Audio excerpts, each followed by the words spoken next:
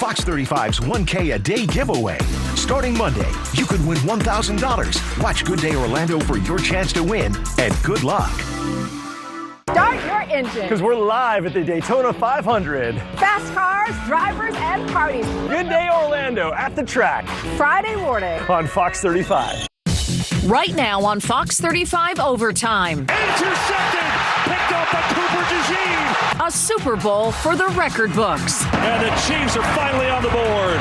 As the Eagles run away with the Lombardi Trophy. Foes on the field, but family off the field. I didn't know that they'd ever be playing in the Super Bowl together or against each other. Two players on the biggest stage of all, putting the spotlight on their city tonight, how they are putting Cocoa High on the map. And a Fox 35 exclusive. Milton sprinting out. Ooh, he's cut down at the 25. Former UCF quarterback Mackenzie Milton is back on the sidelines as a coach. You know, now where I'm at now, like I wouldn't change a thing. And he's sitting down with us about his return to Orlando after this life-changing injury.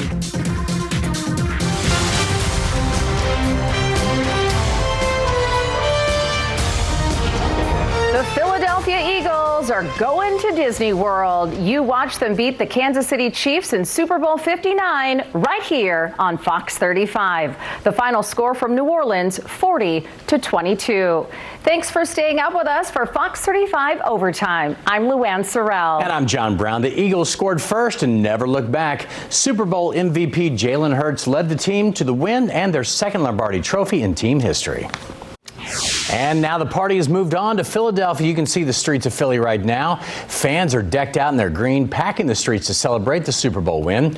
Broad Street filled up fast right after the game, which is what happened back in 2018 when the Eagles won their first Super Bowl.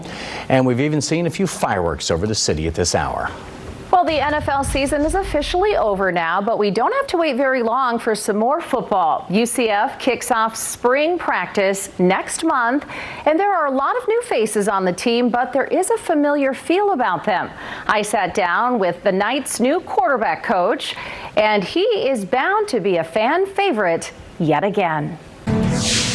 Yeah, excited to have him back here in town. All right, Fox 35 Overtime just getting started. Still ahead, two former Cocoa High School football players go head-to-head in tonight's game, and this is a family rivalry that runs pretty deep. And a little bit later, should the Monday after the big game be a national holiday? The details on just how empty your office could look tomorrow coming up. And going beyond the stats, retired NFL great Chris Johnson, known for his speed and his perseverance, but now he's helping to bring new life to his community. A look back on his life and how he's moving forward. But first, here's Noah. And John, Luann, we've got some changes for the weekend. It looks like there is going to be some rain on Sunday for the Daytona 500. Will it impact the race, though? We'll go through all the scenarios you need to know in a few minutes. Start your engine. Because we're live at the Daytona 500. Fast cars, drivers, and parties. Good Day Orlando at the track. Friday morning. On Fox 35. Fox 35's 1K a day giveaway.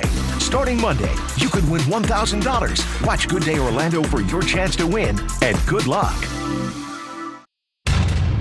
Well, the Super Bowl was a star-studded event, from the commercials, of course, to the stands. Fox 35's Hannah McKenzie is joining us live here in the studio now. So, Hannah, people aren't just talking about the game, though. No, they aren't, Luann. There is a lot to get into here. So let's start with the scoreboard. Not the final score, but the board itself, or the score bug. Clearly, this was new, and it didn't go over too well. Folks online calling it distracting. Others calling it overly simplistic. Okay, next, those commercials. People thought they'd be heavily comedic this year, but not too many belly laughs, to be honest. They were, however, packed with celebrities, but the star power did not end there. During the game, we saw cutaways showing Adam Sandler sitting next to Paul Rudd and Paul McCartney just a row behind them in a clearly very A-list box. We also got a glimpse of Pete Davidson right there, who was actually in one of tonight's Super Bowl commercials. And of course, Taylor Swift was there, rocking some bedazzled jean shorts and some over-the-knee boots. She was in a box for the second year in a row, sitting next to rapper Ice Spice. Now, Swift did get a pretty tough reaction from the crowd when they punched her up onto the Jumbotron. Lots of folks booing Travis Kelce's girlfriend. The second time we saw Swift, though, she was a whole lot less cheery. That's when the Chiefs were really falling behind. Okay, so the halftime show. Let's get to it. Samuel L. Jackson kicked things off for Kendrick Lamar's performance, which featured SZA. Now, throughout the performance, Lamar teased his diss track about Drake. He did eventually get to the hit, They're Not Like Us, but leading up to the Super Bowl, it was very highly disputed whether he would sing it or not. Drake actually sued Lamar over this track. Now, during the song, Serena Williams made a split-second appearance, many scratching their heads over that one. But it turns out, in yet another dig to Drake, she's Drake's ex. Ouch, you know that one hurt. Finally, Tom Brady's debut at the Super Bowl as a commentator, and his blingy watch stole the spotlight right there. Oh my gosh, setting social media ablaze. His Jacob & Co. Yellow Sapphires Caviar Tourbillon watch is worth a whopping $800,000. So now you are caught up on all of the highlights that happened off the field. Live in the studio tonight, Hannah McKenzie, Fox 35 News. I need a watch like that. I didn't even notice that one. She caught it. All right. Hannah. All right. For the 5th straight year, Brevard County was represented in the Super Bowl. 2 former Cocoa High School football players suited up for tonight's big game. Yeah, they played against each other. Juwan Taylor for the Chiefs and C.J. Gardner-Johnson for the Eagles. As Fox 35 sports reporter Jessica Ely explains, their connection runs deep. Well, it is an annual tradition. Millions watching the Super Bowl tonight may call out sick tomorrow. You know they will. It's a phenomenon known as the Super Bowl flu. The numbers are pretty staggering, too. According to a survey back in 2024 from UKG Workforce Institute, 16 million Americans plan to call in sick, while another 45 million admit that they're probably not going to be real productive. Another 10 million requested the day off ahead of time. There's even a push by lawmakers in some states like Tennessee to make Super Bowl Monday an official holiday. Probably a good idea. Fox 35 Storm Team meteorologist Noah Bergeron joins us right now. So Noah, how is our Monday morning forecast looking? You know, it's great here. I mean, the rest of the country is freezing now. I mean, Philly, those are cold celebrations going on, but they don't mind about that. You know, they don't need a hat up there. But, you know, when you see the map of the temps across the country, you know, Kansas City, Philly, even all the way down into Georgia, it's cold. Not here in Florida. We've had an incredible start to February that is nothing like what February's normally is. 64 now in downtown. This is up in Philly now, where the celebrations will, I am sure, go all night long. And I was in PA when they won in 2017, and having been far away from some of the celebrations then, I can only imagine what it's going to be like now all over central and eastern PA through tonight, and you can see some of the buildings lit up in that green. But for us tomorrow morning, fog is our concern. About 65 at 5 in the morning, 64 7 a.m., 69 at 9 a.m. So some fog possible early before about 8. Then it's mostly sunny and very nice starting off your Monday.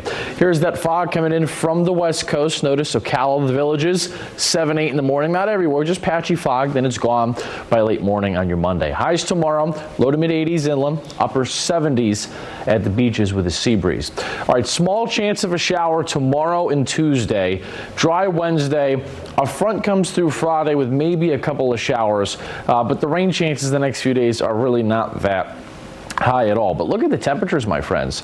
We're going to be in the upper 80s over the next few days. And in fact, on Thursday, our current forecast now is for 89, the high temperature, which would tie the record from 2020 and 2013. By the way, the normal high for this time of the year is 75. So possibly we could have many spots touch 90 for the first time this year on Thursday. All right, there's some fog tomorrow early at the theme parks, right at Park Open, then mostly sunny, and it's a nice, very warm afternoon. High today was 84 in Orlando, 85 in Fort Myers, 83 in Melbourne. Right now, things are quiet. You see the radar has no rain on it. Won't be any rain through the rest of the overnight. I told you about those temps. It feels like about 25 in St. Louis, about 20 in Kansas City, about 29 or so in Philly, where there will be snow tomorrow into the day after. So some cold cold and snowy celebrations over the next couple of days. And you can see some of those flurries tonight in PA, up into Michigan, and a front to our north. But that, my friends, is where it's going to stay for right now. All right, so tomorrow, morning fog, 83, maybe a shower Tuesday, 83, 86 Wednesday. How about 89 on Thursday? Some spots south of Orlando, Kissimmee, Winter Haven, could get 90, 91, I think, on Thursday. Kind of cloudy on Friday with a few showers. Dry Saturday, and then unfortunately, I do think there is going to be rain at some point on Sunday for the 500. We'll talk to you much more about that coming up in a few minutes. All right, as we had to break another live look from Philadelphia near the Ben Franklin Parkway, people out there pouring into the streets to celebrate. As Noah said, it's a cold celebration tonight, but it's a celebration nonetheless. We'll be right back.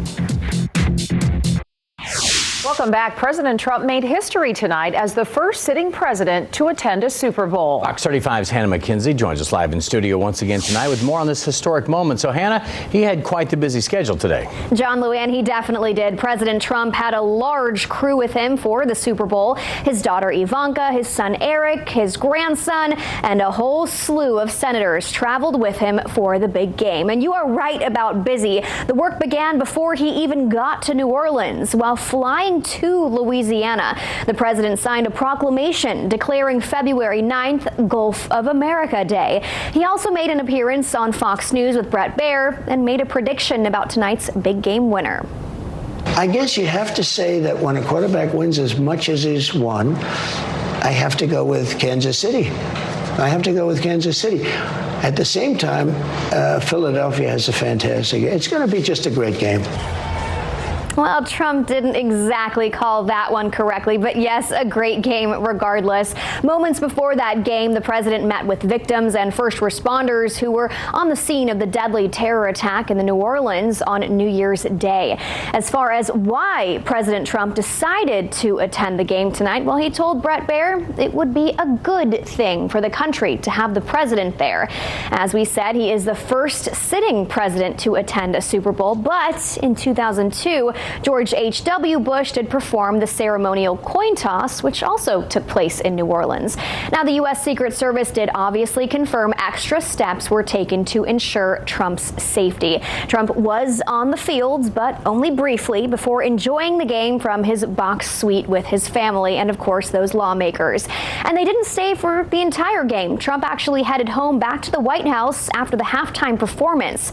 Live in the studio tonight, Hannah McKenzie, Fox 35 News. Hannah, thank you. Coming up in our next half hour, leaving a lasting legacy. Chris Johnson is known for his storied NFL career, and now he's back home in Orlando to make an impact. Our exclusive interview with the star from Olympia High School is coming up. And we're already looking forward to the next NFL season. What we can expect from our Florida team straight ahead. Now back to our NFL coverage tonight. Chris Johnson, one of the NFL's fastest players of all time.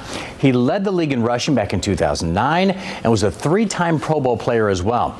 But there's more to him than just those numbers. Orlando's very own CJ 2K sat down with Fox 35's Caroline Coles in an exclusive interview where he opened up about the journey that brought him from Orlando to the NFL and from the NFL back here. That is awesome. That's a really cool story. Well, still ahead tonight, it's time to play rough. And we're not talking athletes here. We're catching up with some of the other stars on the field when we come back. Well, the big game has come and gone, and Fox 35's Hannah McKenzie actually got the chance to catch up with some of the stars on the field. But a key thing to keep in mind here, we are not talking about the athletes. All right, next year on Fox 35 Overtime, the NFL season is over. And so we're taking a way too early look at how our Florida teams are shaping up for next season. Fox 35's 1K a day giveaway. Starting Monday, you could win $1,000.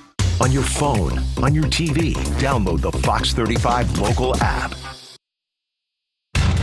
Well, the NFL season is over, and the 3 Florida teams are already looking ahead to next season. You see, the only Florida team to make the playoffs this year was the Tampa Bay Buccaneers, and they were eliminated by Washington in the wild card round.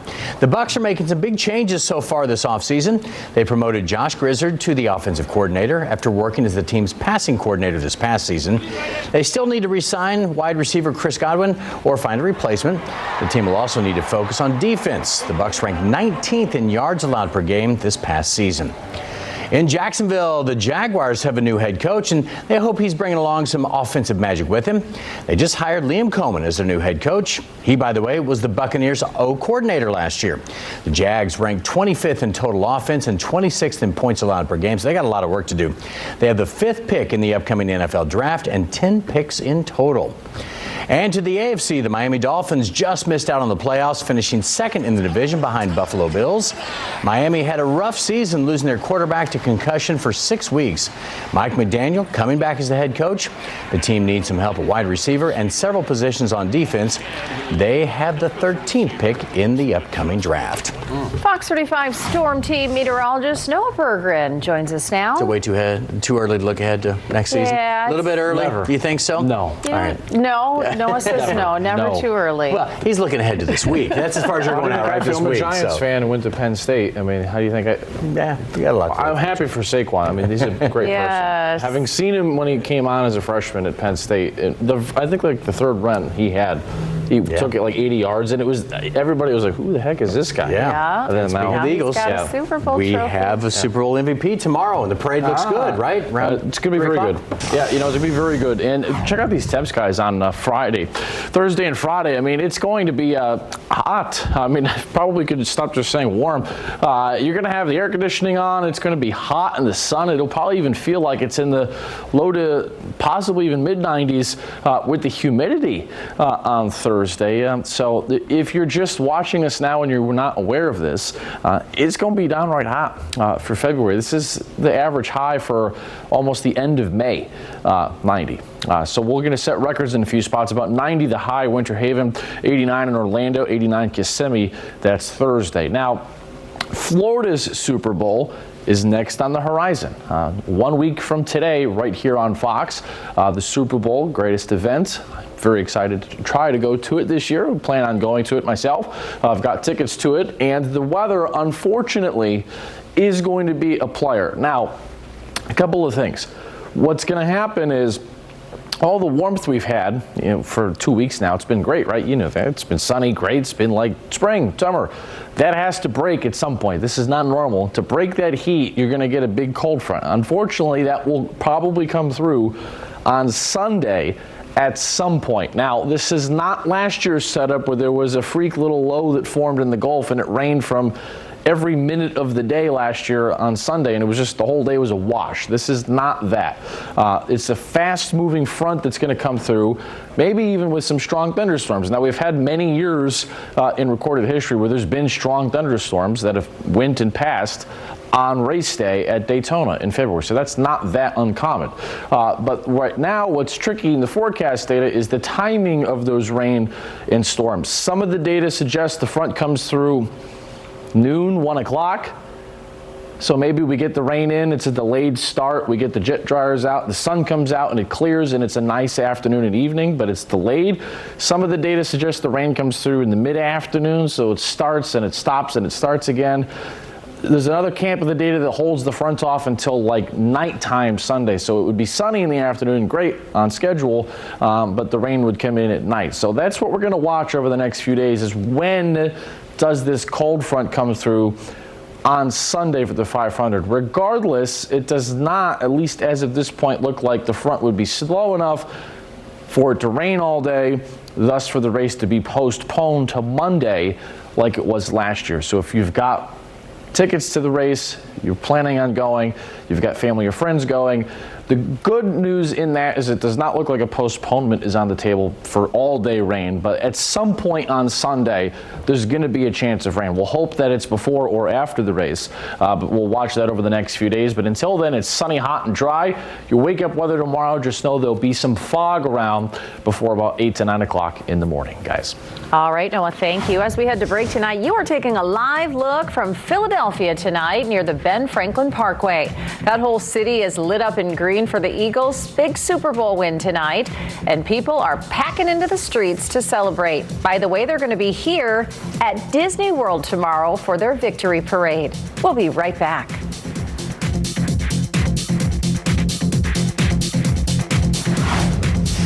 Noah knows. Watch Noah Bergeron weeknights on Fox 35.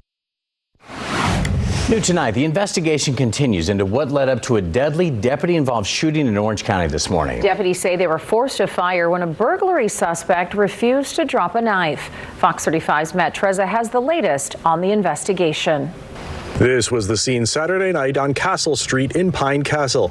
Deputies showed up here after they got reports of a burglary in progress. They saw two men inside the home engaged in a physical altercation, one of whom had a knife. Deputies say they were in the backyard when they saw the two men fighting. They called for the man with a knife to drop the weapon, but when he didn't, they had to resort to using deadly force. The deputies gave several commands to the man to drop the knife, but he refused, and deputies discharged their service weapon, striking the man with the knife. Deputies gave the man first aid until paramedics arrived and took him to the hospital, where he later died. A neighbor who didn't want to be on camera says she's stunned by what happened. I am shocked. I am really shocked because I walk from and to work, being that I'm across the street, and my life was never in danger, put it that way. She says nothing like this has ever happened in their tight-knit community. We're a very close community. We look out for one another. So at this point, I'm like, I can't believe this happened just right in front of my door. The Florida Department of Law Enforcement is investigating the shooting and will turn its findings over to the state attorney's office for review. Once that process is completed, the sheriff's office will conduct its own internal investigation. The Orange County Sheriff's Office says the deputies who fire their weapons are on paid administrative leave while FDLE conducts their investigation. In Pine Castle, Matt Trezza, Fox 35 News. And as we head to break, live look at the Philadelphia skyline, all lit up in green for the Eagles. People pouring into the streets to celebrate. It's going to be a long night across that city as the celebration continues.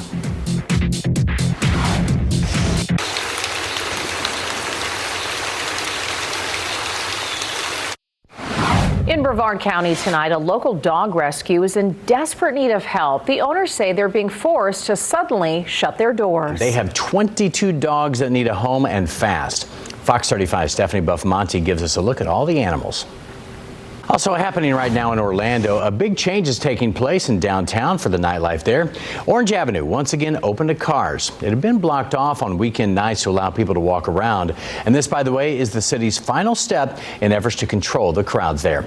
Orange Avenue, as well as Central Avenue and Pine Street, will now remain open to vehicular traffic.